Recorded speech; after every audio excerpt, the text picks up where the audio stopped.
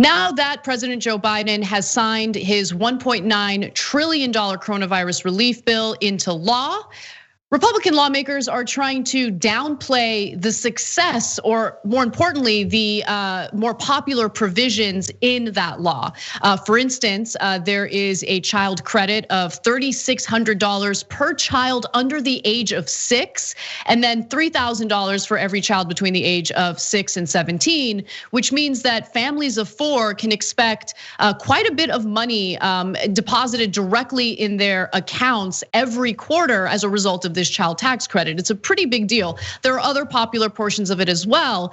And already we're starting to see the benefits of the incoming money reflected in the stock market, for those of you who think that the stock market is the only metric that matters. But more importantly, this is expected to lift at least half of children living in poverty out of poverty. So again, there are good provisions, although we've been highly critical of the fact that it did not include the $15 an hour minimum wage and all of that. Now, with all that said, here's Senate Minority Leader Mitch McConnell doing his best to pretend as if this incredibly popular bill is not gonna save people, is not gonna have the positive benefits that economists are predicting it will have. Take a look. All the signs are that we're on the way out of this, and this is vastly more expensive than should have been approved at this juncture. The economy is coming back, people are getting vaccine. We're on the way out of this. We're about to have a boom. And if we do have a boom, it will have absolutely nothing to do with this $1.9 trillion. So if you have a boom, where is the boom coming from? I mean, we certainly didn't see an economic boom after you and your cronies signed off on Trump's tax cuts for the rich. All they did was go off and buy shares of their own stocks with that money and pay their investors dividends. We didn't see job creation. We didn't see an economic boom. We did not. But all of a sudden, no, this transfer of money to people who desperately need it, no, that's not gonna have an effect on improving people's lives and lifting them out of poverty at all, according to Mitch McConnell, someone who fought against the bill. So here's how you know that it is going to lift the economy, and Mitch McConnell thinks so. Because McConnell would not give that speech if he didn't think it was gonna help the economy. If let's say that they passed a bill to rename a post office, would Mitch McConnell give a press conference going, now remember, renaming this post office is not going to lift the economy? Of course. No, he only gives that press conference and gives that speech when he thinks, this is really gonna lift the economy. And I wanna do a talking point now ahead of time to try to blunt it and pretend that it should be our credit that the economy was lifted, even though we voted against a thing that I know is going to lift the economy. Now, why do they know that? Because all the legislators know that progressive policies actually are better for the economy. That's why Mitch McConnell, near the end of his election, not this time, but the one before, argued in favor of Kentucky's version of Obamacare, because he knows progressive policies are super popular and they work. So, and he knows the tax cuts for the rich doesn't work because they don't inject the money back into the economy.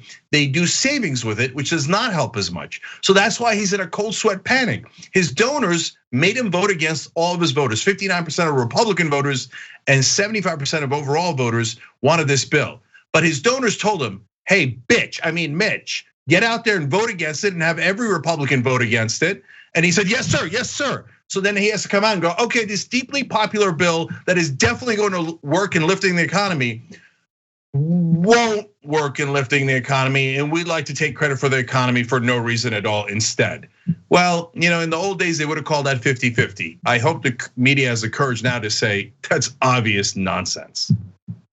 Well, why don't we check in with conservative media, including Fox News, which has also tried to put out its own narrative for why this $1.9 trillion relief package is just not the way to go.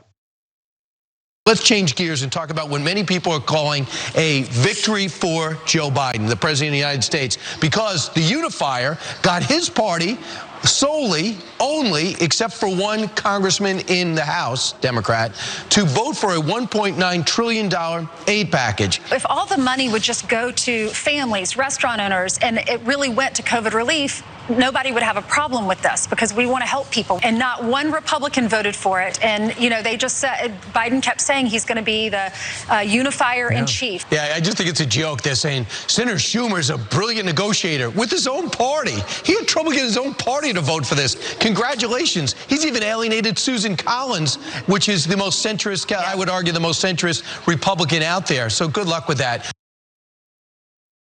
Well, it looks like we don't really need the help of Republicans to pass this kind of legislation. And in terms of bipartisanship, who gives a damn about bipartisanship within Congress? These are people in positions of power. I don't really care about them singing Kumbaya together. I care about Congress passing policies that have bipartisan appeal among the electorate.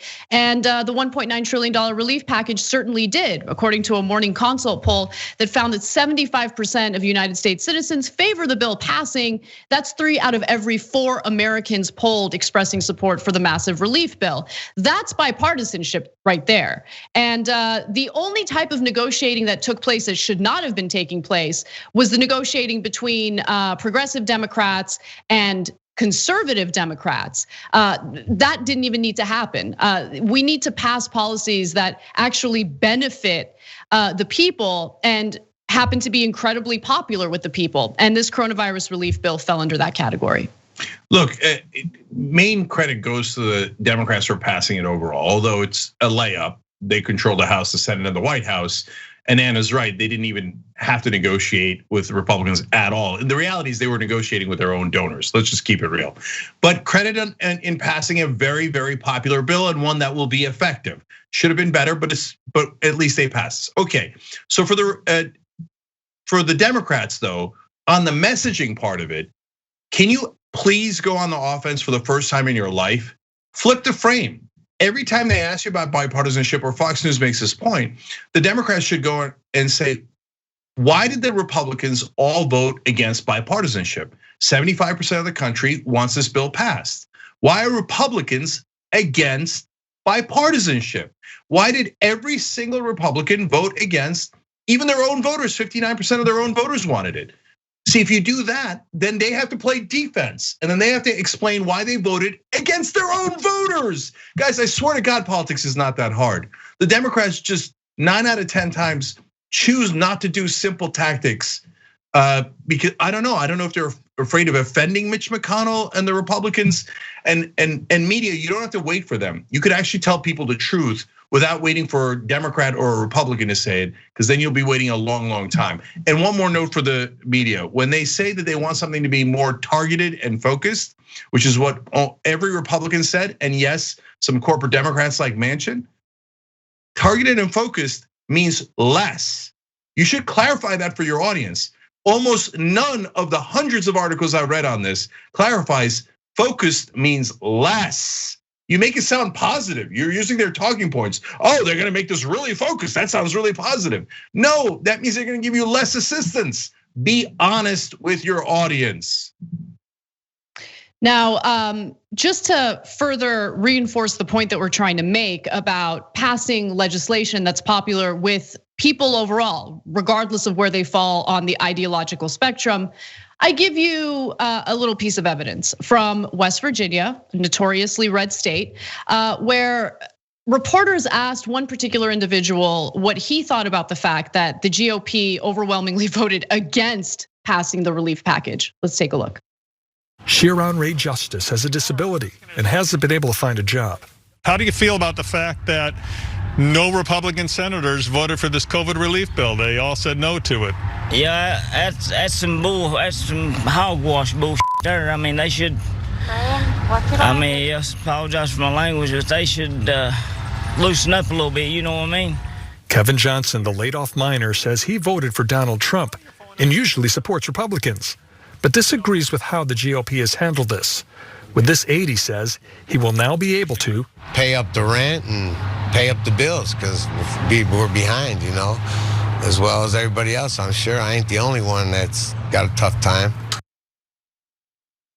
That is the kind of reporting that I appreciate. That is the kind of report, kind of package that they should be putting together, because far too often, I think that because of the ideological bubbles that we find ourselves in through social media and all that, some people just aren't exposed to the truth. Like, there might be Republican voters who have no idea about the obstruction that takes place by Republican lawmakers when it comes to passing incredibly popular legislation that would actually benefit their lives. So that kind of report is just so important, because it bridges this divide between the left and the right in this country. Overwhelmingly, we agree on how this economic system is not set up in a way that actually benefits people. And there are areas in which we can work together, and this is a perfect example of that. Yeah, Anna, you're totally right. And I want to give credit to both CNN and Gary Tuchman in particular, that the reporter in that situation, because I'm tired of hearing wall-to-wall elites on cable news. So in this case, they actually went and talked to real people, and the real people that Joe Manchin was pretending were against more assistance, let alone the Republicans pretending likewise. And lo and behold, it turns out when you talk to real people, Democrat or Republican, yeah, the polls are right. 75% are in favor of it. They love it, and they're wondering, wait, why did the Republicans all vote against it? Yes, why don't you let people know how they voted? Otherwise, they don't know. That those guys might all vote Republican again, based on Dr. Seuss or whatever nonsense, if the press doesn't do its job and tell people, the Republicans voted against the thing that you really, really love. And so there they got the memo and they showed it to the rest of the country. So great job on that report.